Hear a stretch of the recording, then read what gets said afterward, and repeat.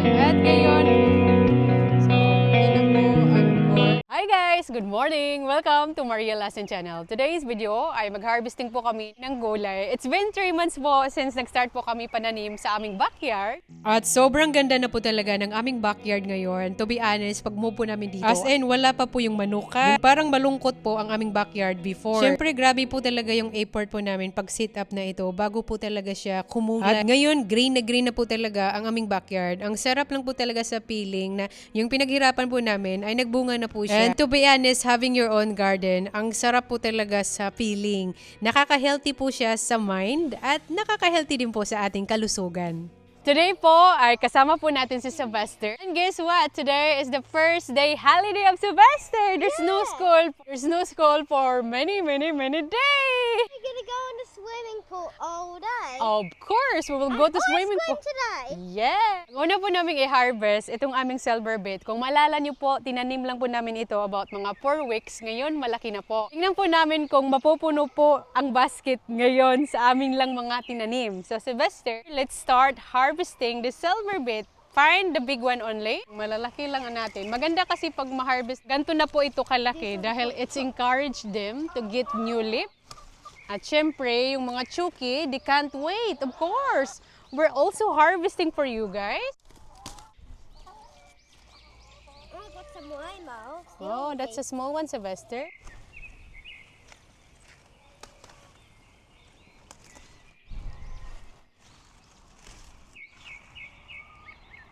Oh, mapupuno talagang basket. Punong-puno ng silver bait. Hindi po, imimix ko po ang harvesting natin today. Kailangan mapuno po siya ng iba't ibang gulay po sa amin lang po talagang pananim. Rainbow. Mommy, can we please share some picture? Of course! Hindi na siya makapag-antay. Gusto na mag-share si Sylvester. Dito kasi sila sa aming likod. Sylvester, hindi niya makaya. And they're making a noise na humihingi ng pagkain. Tingnan niyo. So, di ba? Ang maganda po talaga, marami kaming tinanim na silver bait because it's one of their favorite vegetable, ang silver bait, kasi napakadali lang po nilang kainin. Yung silver bait, napakadali lang po talaga silang tanimin at madali lang po silang lumaki.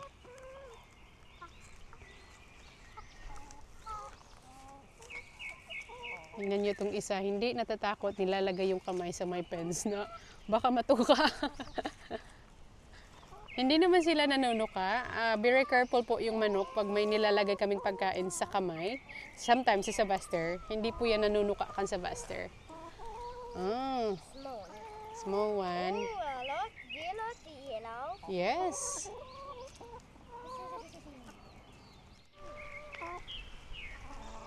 Alam niyo, ang ganda po dito ng view habang tumatanaw po yung mga manok dito. Nakikita talaga nila yung green vegetable.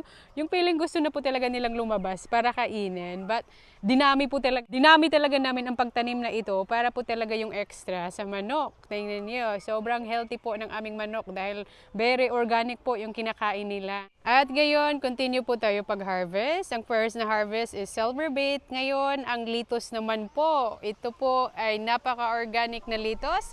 First time po namin ito i-harvest since tinanim po namin. So, ganito po natin i-harvest ang litos. Lagay lang po natin yung kamay natin sa ibaba. Tapos, ganito lang po siya. Push nyo lang po. Ayan. May matitira pa rin po siya. Tapos, mag-continue lang po yung pagtubo. In this way, we can keep producing more litos. This is really fresh. Kailangan lang po talaga siyang hugasan. Our first harvesting lettuce, hindi lang po isa, kundi dalawa po ang ating i-harvest. Ito po, i-harvest din po natin para meron din po tayong green. So, dito po natin ilagay yung kamay ko. Ganito lang po ang pagka-push. So, ganito po kami mag-harvest ng lettuce. And yan! Ito yung naiwan na lettuce and eventually, tutubuan po ito ng new leaf. Papakita ko po sa inyo later on kung ano po yung progressing ito later on pag lumaki na po siya. At ngayon, slowly na po napupuno ang ating basket. Marami pa po tayong i-harvest. Grabe yung basket ko po, sobrang ganda. Napaka-fresh po na gulay. Si Sylvester, sobrang excited. Sobrang excited, is having fun already with the chooks. At ako'y continue pa rin mag-harvest. Ang next ko po i-harvest ang aming spring onions. Tingnan nyo naman po kung gaano po talaga katataba. Gustong-gusto ko po talaga ang spring onions. Favorite ko po yan ilalagay sa mga kahit anong niluluto. Gustong-gusto ko po yung smell. And hindi po namin pala ito binibigay po sa manok. Sa amin lang po talaga. Normally, pag hina-harvest ko po ang spring onions, hindi ko po talaga ito tinatanggal lahat. As in, cut lang po talaga para panay tubo lang po. Para maging productive po ang aming pananim. Pipili ko pong i-harvest talaga as in yung malalaki na. Oh, I love the smell. Meron po siyang sap pag ganito na pala siya kalaki. Oh, tingnan niyo, ganyan talaga siya pag very fresh. Hindi masyadong marami yung i-harvest ko kasi as in pag nag-harvest lang kami when we only needed. At next ko po i-harvest ang aming talong. So yung talong po na ito ay hindi po kagaya sa Pilipinas, yung mahaba. Maliliit lang po ito and meron na pong marami. At marami na po siyang bunga at ready na po siyang i-harvest. It's hard to see kasi very leafy. Ito po yung size niya. Actually, nag-start na po siya to getting old. Kasi akala po talaga namin, haba pa po siya. Akala namin yung Philippine style, pero hanggang dito lang pala talaga yung size niya. Kasi makikita nyo, pag ganyan na po, it's getting old. So pag iiwan pa talaga namin yan, ay magiging gurang na po ito. Pasok po tayo sa likod. Very thick ang kanyang stem. Tingnan nyo. Ganyan po siya kalaki. And maramdaman ko, nagiging gurang na po ito. Gurang na po siya a little bit. Kasi hindi namin agad na-harvest. So dapat pala na-harvest namin ito mga 5 days ago. Kasi si Deb panay antay na hahaba po siya. But I think hindi na siya hahaba. Ay, kinuha ko. Another one. Ito po tayo sa kabila. Tingnan niyo itong isang punuan. Sobrang daming bunga. Tingnan niyo, ayan. Isa, dalawa, tatlo. Meron pa po sa ilalim. Tapos ito, maliit pa po siya. And then suddenly, magiging gurang po sila. And iiwan ko lang po ito. I'm not gonna bother to harvesting it. And ito, maraming bunga. Nagsiglabasan po sila dahil summer na po. Kaya maraming bunga na po talaga. Ayan. Ito parang pahaba po siya. Dito pala sa ibaba ay nagtanim po ako ng lemongrass. Napakadali lang po talaga mabuhay yung lemongrass. Diligan mo lang ng tubig, ayan, mabubuhay na po siya. Next po natin, mag-harvest po ako ng aming dwarf capsicum. Maliliit lang po talaga sila, as in ganito lang po. Ganyan lang po yung size nila pag huminog na po. Harvest na po kami dahil marami na pong hinog. Tingnan niyo po, mga dwarf capsicum po talaga yan, as in maliliit po siya. Ganito po siya, pwede na ma-harvest at mayroon pa talagang mas hinog, yung kulay red na po talaga. Wow! It's actually my first time to see na dwarf capsicum.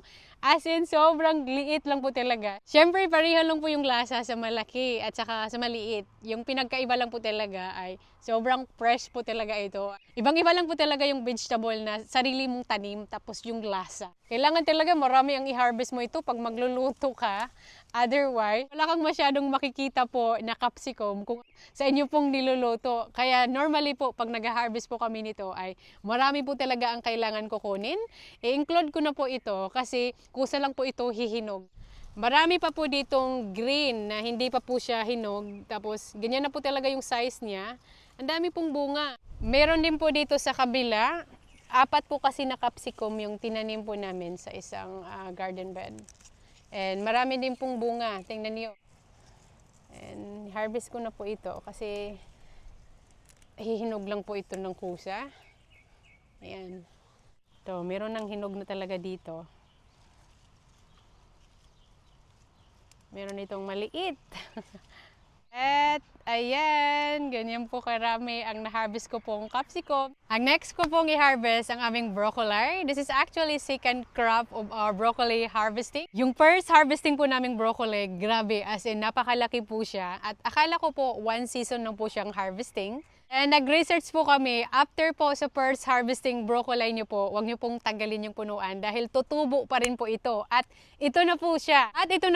Marami pong bunga sa isang punuan. It's a lot, the second crop than the first kasi parang it's everywhere po yung bunga. Ayan, 1, 2, 3, 4. Kumbaga po, parang sanga-sanga po ang kanyang bunga at ready na po siya i-harvest. Harvest na po tayo ito dahil malaki yung ulo.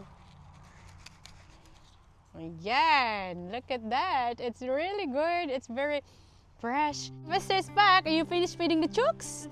Look at the broccoli. It's really good and fresh. You like Look it? at this, Daddy. I know, it's nice.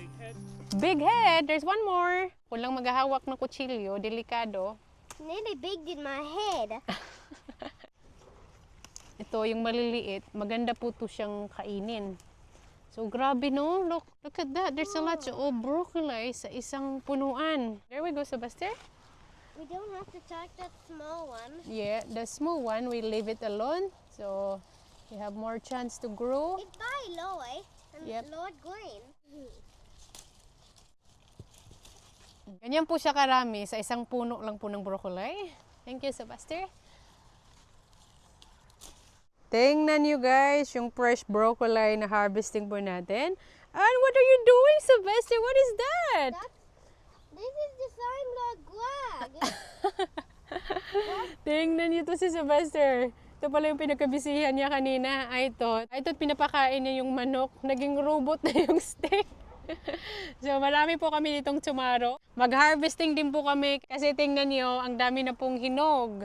So, alam niyo po, ang sarap po ng tomato na ito ay normally hindi po ako kumakain. Hindi po talaga ako fans ng tomato pag kinakain po siya ng raw. Pero ito, napakasarap. Matamis po siya. I don't bother to wipe na lang po since organic po ito. Wala po kaming ini-spray na ika-worried po baka masama sa health. Pwede po kami kahit organic po itong mga tinanim po namin ay wala kaming masyadong problema po sa mga insekto na kinakain, inaatake po ang tomato po namin, which is good. Ay, ang dami na palang bunga. Andun pa. Kami na din pong hinog. Dito sa kabila, ala, ang laki. Ito, malaki na siya. Perfect yung pagkahinog. Laki pa dito. Fresh tomato. Tignan nyo, ang dami pa pong bunga. Marami pa pong green. Another big harvesting po later on. Maraming bunga. Pasok po tayo dito. Mag-harvest po ako ng zucchini. Yan, medyo sobrang leafy po ang aming zucchini. Napakalaki. Yan po, ganyan po kalaki ang zucchini. Masarap po siyang lutuin, stir fry nyo po or ilagay sa sinabaw. Ito, may malaki na po. Pag hindi kasi agad siya ma-harvest, ganito yung nangyayari. Pwede mo lang siyang i-snap. Tingnan nyo po kung gaano po kataba ang zucchini na ito.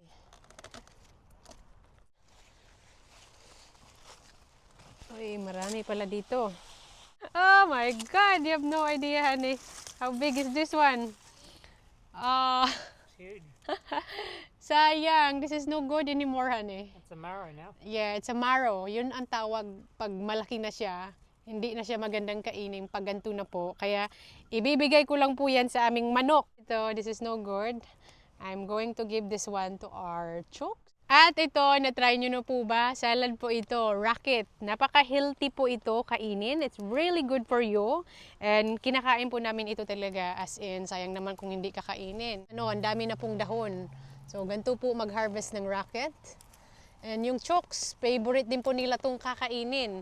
So, namumulaklak na po sila slowly. Pero okay lang po dahil tinatanggal lang po namin. We managing na hindi po talaga siya magpa-flower. And napaka-strong pala ang flavor na ito. But we really love eating it. Like, nilalagay po namin ito sa itlog, salad, kahit ano kung saan nyo po pwede ilagay. At napaka-healthy po talaga dahil green na green po ang salad na ito. Dito po tayo mag-harvesting naman po ng vegetable. Tingnan nyo po, ang basket ko po ay malapit na po mapuno. So ito po yung ginawa ko pong recently lang po ito na pananim. Ako po ito nagpanday-panday. At hollow blocks lang po talaga ito. At tingnan nyo po, ang daming pak choy, iba't ibang green vegetable po dito. And I believe, ready na po mag-harvest ng pak choy, pichay. Similar lasa lang po yan. Ito po, para lalaki po siya, yung ibang dahon, dahil nagka-crowded na po siya. Kaya mag-start na ako pag-harvest. Siyempre, first harvesting po namin ito. Kaya ang sarap tikman bawat pananim mo kung ano po yung lasa. Yung pak choy, maliit lang po talaga na dahon. Hindi talaga yung malaking dahon kagaya po sa pichay. Yung pichay sa Pilipinas, malalaki yun ang dahon. Yung pak choy po, pag binibili niyo po ito sa supermarket, maliit lang po talaga siya. Marami din po kami ditong tinanim na racket. Mag-harvest din po tayo dito. Maraming gulay ang na-harvest ko today.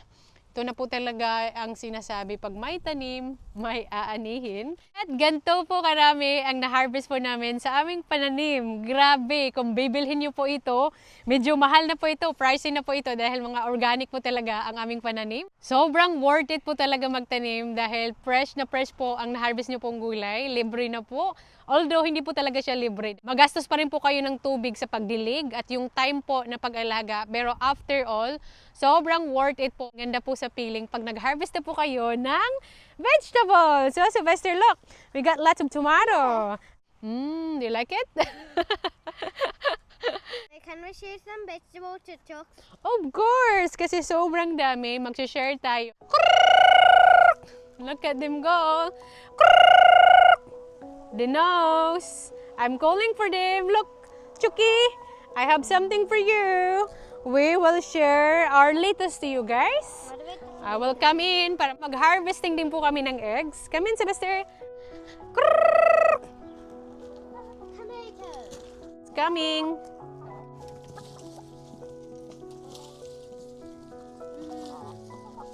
Oh, you're hugging the chooks.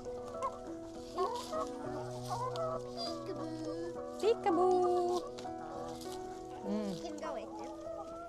Wow, happy chooks. Tiny.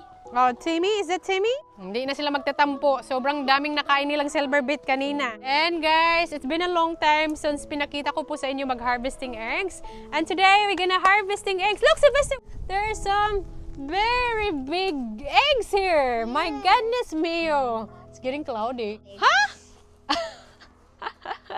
Look at this, guys. If there's a big one, of course, there's a small one. I wonder who laid these eggs. It's so small. Normally, yung size po ng egg nila, ganito po yung size. Tingnan nyo po yung sobrang laki. Yung pinagkaiba. At mayroon pa talagang mas maliit. We have 3 different size of egg here. And another one, big one. So, ito yung normal size. Normally po, pag ganito po yung size ng eggs, we end up not eating it kasi parang may dugo po siya sa ilalim. Siguro nahihirapan po talaga mag-itlog yung manok po. Pero hindi po namin alam kung sino po ito ang nangingitlog kasi sa sobrang dami at pare-pareho lang po ang manok po namin. Hindi po namin ma-identify kasi normally pag makita namin mayroong malaking eggs ay tapos na po sila ng itlog. So, ito parang nag-crack na po siya dahil siguro naapakan nila. Spiders. Do you have a spider here? The spider will leave you alone as long as you don't touch them. It ate bags. Yan. Maraming itlog. Isa, dalawa, tatlo, 4, 5. Ang daming egg. There's a lot of eggs and Chucky is so happy. And let's go to They're really eating the lettuce. Sobrang swerteng mga manok dahil sobrang fresh po na vegetable ang binibigay. my garden. Okay, let's go to Sylvester's garden. I only have one spaghetti t-shirt. Sobrang swerte po namin guys. Fresh vegetable, fresh eggs. So guys, check ko po ang aming corn dahil malalaki na po talaga. Tingnan po natin kung ang bunga po ay ready na po i-harvest. Tara! So, ito po ang aming corn. May mga malalaki na po dito, pero I'm not sure if it's ready.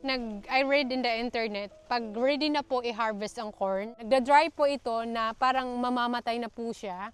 So, parang pa-start na po, namamatay na po siya. Napakadaming bunga. I think may nakita po ako ng punuan, 7. And that's the record. At dito po, tingnan nyo. Malaki na po talaga ito. Tingnan nyo, oh, parang kasing size na po sa supermarket. Pakita ko po sa inyo ng malapitan yung size ng aming corn. Ito po ay malaki po talaga siya. Makikita nyo po. And it's amazing na malalaki po siya kahit tag-6, 7 po yung bunga. I believe ito malapit na po siya ma-harvest kasi slowly na nag-dry. Ito yung pangalawa din po guys, malaki din po siya. Parang yung kasing size na po talaga sa supermarket. At ito din po, grabe ang laki nito. Ayan, oo, malaki din po yung bunga. Tapos ito, halos po talaga lahat sila, malalaki. Ito, papasok po tayo sa ilalim. And, ayan, malaki po siya. Tapos, ito, malaki din po. I think yung 7 bunga ay nandito. Bibilangin ko po. 1, 2, 3, 4. Yung 4 malaki. Sa 5, 6, 7. Hindi ko alam kung nakita niyo pero 7 po ito. Ito po yung second batch at meron po kaming pang third na tinanim. So guys, wala po kaming nilagay na mga fertilizer as in sa lupa lang po talaga namin direct tinanim po ito. Wala po kaming nilagay na kahit ano. I think maganda po yung lupa as in nagustuhan po ng corn.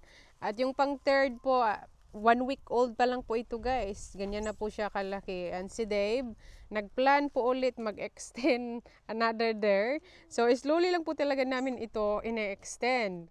At first po kasi hindi namin alam kung sagana po yung corn sa lupa. Pero as I can see, sobrang sagana po yung corn dito. There's no need po ng mga fertilizer. And probably later on, hanggang dyan na po ang aming corn. And Sylvester's garden bed, look at that! Decorated. Nag-decorate. Ang daming mga dekorasyon. Alam niyo po guys, siya lang po talaga yan ang nagawa. Sobrang proud po yan. Kasi sabi niya, I'm going to the backyard, mommy. And then later on, tinawag na kami. May mga nilalagay na po dito. As in, inspired talaga siya kung anong ginagawa ko. Ginagaya niya talaga ako. Itong mga kahoy, siya lang yan nagpupupukpuk ng martilyo.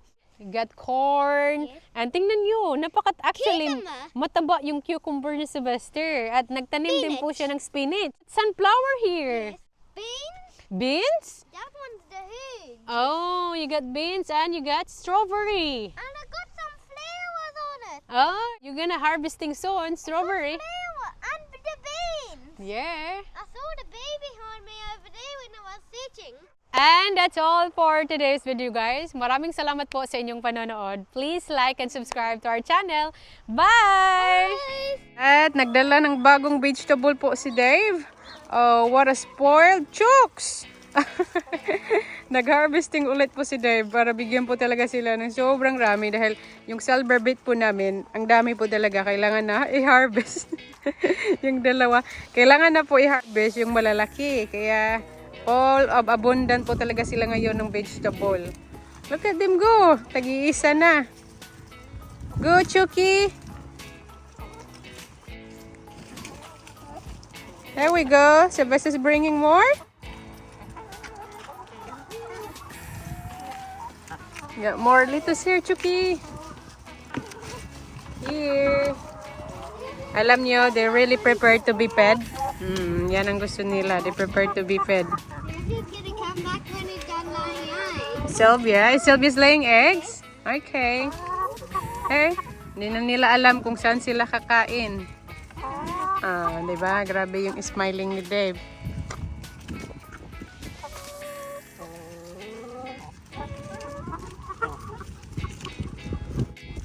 Maganda dito dahil may puno po. So, yung puno, pag mainit dito, dito sila nag-stay during pag super hot. And tingnan nyo po yung silver beet. Ang dami po naming na-harvest. Marami pa rin po yung natira. Pwedeng din, Sylvester? Napakabilis lang po nila maubos yung gulay na binibigay po namin sa kanila. Kasi marami naman po sila eh. Oh, look at that. How much they love you, Dave.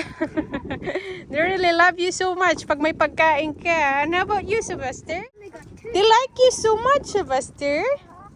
Yung isa walang pakialam. Kumakain ng pellets. Go, Chucky. Go, Chucky. And thanks for watching, guys. Bye. Bye, Sylvester. Bye.